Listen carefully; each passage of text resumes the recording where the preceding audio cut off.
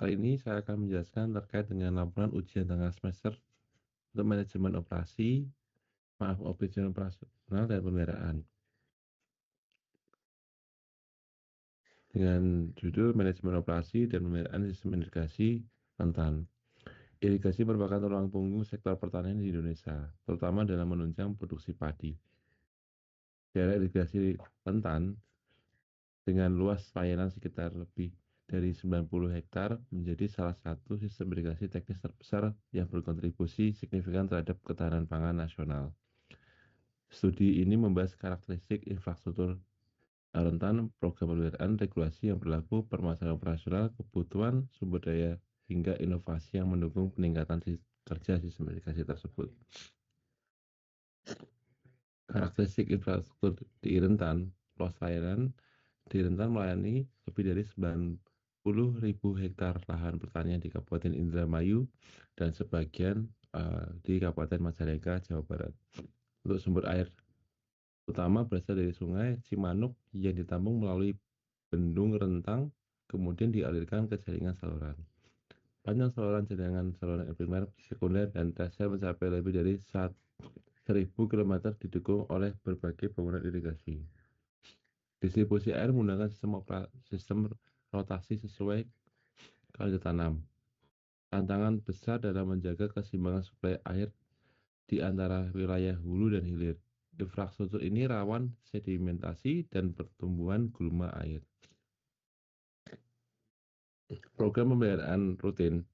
Yang pertama, pembersihan saluran. Pembersihan saluran ini sedimentasi dan tanaman liar untuk menjaga kelancaran air. Kemudian ada pemeriksaan bangunan. Pemeriksaan berkala terhadap kondisi bangunan irigasi seperti pintu air dan bangunan sadap. Kemudian ada pemberdayaan masyarakat.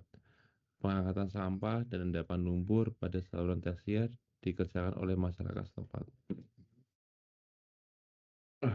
Program pemeliharaan rutin dilakukan oleh BPWS Cimanuk Cisanggarung.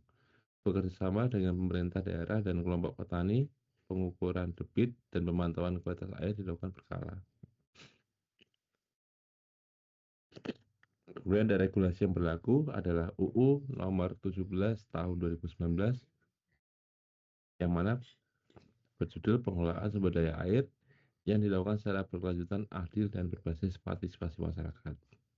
Kemudian ada PP nomor 20 tahun 2006 mengatur tata kelola jaringan irigasi, pelaksanaan operasi, dan pemeliharaan serta pembagian tanggung jawab. Kemudian ada Permen PUPR menetapkan standar prosedur pelaksanaan kegiatan operasi dan pemeliharaan serta peran lembaga petani. Pengelolaan sistem irigasi diatur oleh berbagai regulasi nasional dan teknis.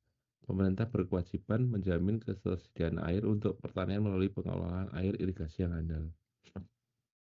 Masalah dalam operasi dan pemeliharaan. Yang pertama adalah sedimentasi, tingginya tingkat sedimentasi dan pertumbuhan gulma di saluran irigasi. Yang kedua adalah kerusakan banyak bangunan irigasi yang telah berumur tua dan mengalami kerusakan struktural. Yang ketiga adalah konflik, tidak teraturan pola tanam memicu konflik horizontal antar petani. Pengelolaan operasi dan pemeliharaan menghadapi tantangan kompleks seperti sedimentasi, kerusakan bangunan, konflik antar petani. Kondisi atas infeksi juga masih menghadapi kendala. Kebutuhan sumber daya air, yang pertama adalah SDM-nya. Tenaga ahli operasi, pintu air, pengamat jaringan irigasi, dan anggota P3A. Kemudian ada peralatan, alat berat seperti ekskavator, dan alat ringan seperti cangkul dan alat sabit. Pendanaan bisa berasal dari APBN, APBD, dan iuran swasembada petani. Inovasi dan pengembangan yang pertama adalah telemetri, penerapan sistem telemetri, dan SCADA untuk mengatur pintu air otomatis. Kemudian ada drone untuk penggunaan drone ini untuk inspeksi visual jaringan saluran. Kemudian ada kemitraan, pengembangan kemitraan dan integrasi program lintas sektor. Jadi secara kesimpulan, untuk layanan sistem irigasi rentang ini seluas 90.000 hektar menggunakan 3 aspek dan juga untuk prioritasnya keberlanjutan dan operasionalisasi pengelolaan MOP harus menjadi prioritas. Sistem irigasi rentan memiliki peran strategis dalam mendukung ketahanan pangan nasional.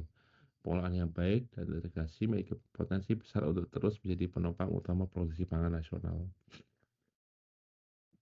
Terima kasih.